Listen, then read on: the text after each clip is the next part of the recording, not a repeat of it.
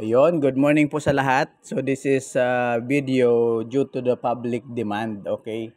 So para sa kapakanan ng karamihan, marami po nagtatanong sa atin itong P2P. Ano ba yung P2P? Yung gagawin po natin sa ating Binance, pwede rin po sa ibang ano po ito, Bygit or OKX, pwede rin po yan. So halimbawa po, ang gagawin nyo, paano ba ika-cash out yung pera mo sa Binance papunta sa GCash, papunta sa bangko, anong gagawin? So, madali lang po siya. Gagawin nyo, yan.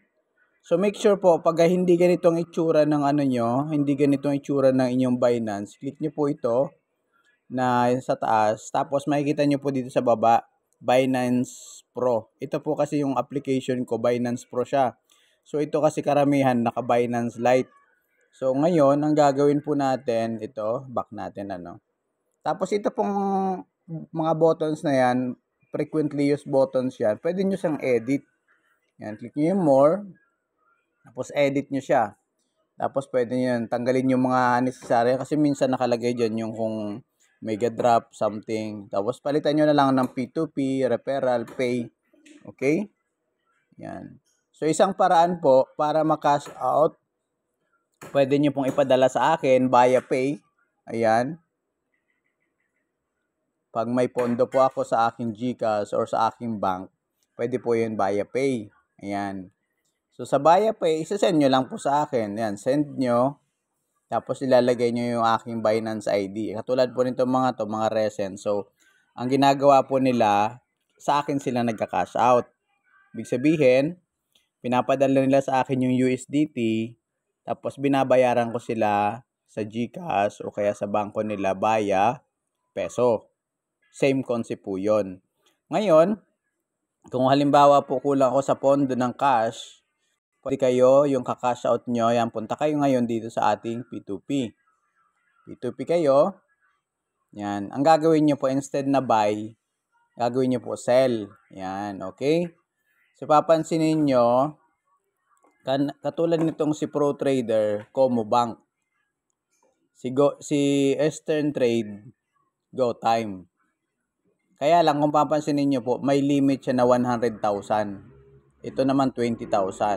So ngayon, ilalagay nyo kung magkano yung USDT nyo sa halaga ng peso. Halimbawa, 5,000 o 100 USDT yon. Medyo katulad nito, halimbawa, katulad po niyan. So, magbabago po yung palitan. Katulad nito, si Girl Power. So, sa GoTime siya. Sa GoTime niya isasend sa'yo. Si digital asset naman, ito po ay si si PDAX. So pansinin niyo si PDAX nasa P2P. So mababa yung rate niya. Pinakamataas sana si Girl Power, kaya lang GoTime siya. So ngayon pwede. Kung may GoTime kayo, pwede po 'yon. Kung may naman, ito, Cbank, Maya. So sample natin. Ito, sample tayo ng, ayan. Ang gagawin nyo lang po ganito, sell. Pili lang kayo dyan, So, yun yung criteria, sell. Okay, ayaw mapindot. Sell. Ayan, sell. Tapos, nakalagay dito, kung ilang USDT, sabihin na natin 50. O yan, 2,800. So, ang palitan po kasi niyan, 56.68. So, pag bumibili po ako ng USDT, naka-base po yan sa palitan doon sa range na siya. So, ngayon, dito sa payment method, ayan po, katulad niyan, GoTime. Mag-add ka ng GoTime. Pero kung napili mo naman GCash, mag-add ka ng GCash. Napili mo naman BPI, mag-add ka ng BPI. Depende po sa inyo at saka kung ano yung available na payment na supported ni seller. Okay? So, hopefully malinaw po yan. Hindi na po natin isa-isahin na yung BPI para mapakita na yung BPI. Ito na, simple lang po. Pag pinili nyo po ito dito sa yung kanina, may option siya doon.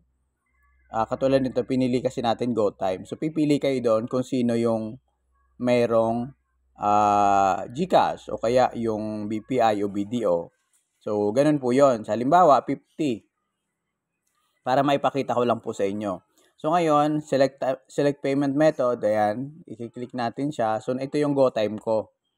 So sabi diyan 15 minutes. So wag po kayong mag-alala kung medyo delay minsan, baka siyempre may ginagawa rin sila, hindi naman agad-agad. Kasi ito po hindi ito po matic, manual po 'yan. So ipa-process po 'yan ng seller. So ngayon, pag nagpadala ako ng $50, ang ipapalit po sa akin 'yan 2,800. Kasi naka-base po 'yan sa 56.68. Okay? So hopefully malinaw 'yan. So babaan lang natin. Kasi kailangan ko ng USDT. Okay, so yun lang. So ang limit pala is 35. Ayan, para maipakita ko lang sa inyo, yan 35. 36 na lang. Ayan. Okay, so 2,040. So i-check nyo rin po yung limit. Kasi hindi ka makakapag-transact ang halimbawa $10 lang yung ipapalit mo. Hindi po pwede. Okay? So ganun po yun. So kung halimbawa, ito katulad nito, ang limit niya is $35 hanggang 800. So pwede. Kung mayroon kang 800, pwede mo ipalit sa kanya. Okay, so ganun po 'yon. Ngayon, nailagay na natin yung ating payment. Ang gagawin po natin, pag nag-place order tayo, katulad niyan 36, place order, ayan, may place order na natin, para makita nyo. Place order. Pag place order, ayan. So, ito po, waiting for buyer's payment. So, ngayon, maghihintay kayo. Okay? Ayan, click nyo yung chat, details please, tapos yan na po yun. So, hintayin nyo, send mo na sa kanya yung details. Go time.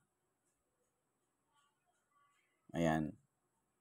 So, makikita niya na yon kasi nilagay ko na yung nilagay ko na yung go time. Ito yung details. Ayan, pangalan ko. And by the way, make sure na nakapangalan sa inyo. Okay, kung ano yung pangalan nyo sa Binance, yun din yung pangalan nyo sa bangko na yun na ginamit nyo. Huwag po kayong gagamit ng ibang bangko na hindi sa inyo nakapangalan o kaya ng ibang GCash. Kasi hindi po yun tatanggapin. Okay, hindi sila magpapadala ng payment kung hindi sa inyo ayan, na-receive nyo po. Please release crypto P2P. Kasi sabi niya, naipadala niya na. So ngayon, tingnan natin. Punta tayo ngayon sa GoTime. Kailangan ko makita. Ayun, na-receive. Ayan, nakita niyo po. 2,040.48. So, pumasok na sa aking, ayan, para makita niyo talaga. Kung gusto niyo makasigurado, puntahan niyo yung GoTime niyo. Ayan, GoTime po natin. Puntahan lang po niyan. Pero since nag-notify naman na si GoTime, pumasok na po yun. Punta kayo sa baba, ayan, 2,040.48. So, pumasok na po talaga siya. Nasa akin ng GoTime. O kaya, malalabas yan kung sa pangalan yan, GCash, sa BPI, o kung ano mang bangko na gusto nyo. Tapos, pag na-receive nyo na, ayan, i-click nyo lang po ito, payment received. I have verified that the payment of 2,040 has been received from Maros Nebre. Tapos, ayan, confirm, and i-click nyo yan, tapos confirm release. Okay? So, ang mangyayari po niyan, ayan, mabe-verify nyo yan. So, biometric ang gamit natin. So, yan, okay na po. Ayan. So, lagyan natin ng positive, fast transaction, polite, trustworthy. Palagi kong kausap yan ito isa sa mga, si Girl Power, isa sa mga seller. So, yan po, ganun lang, kasimple.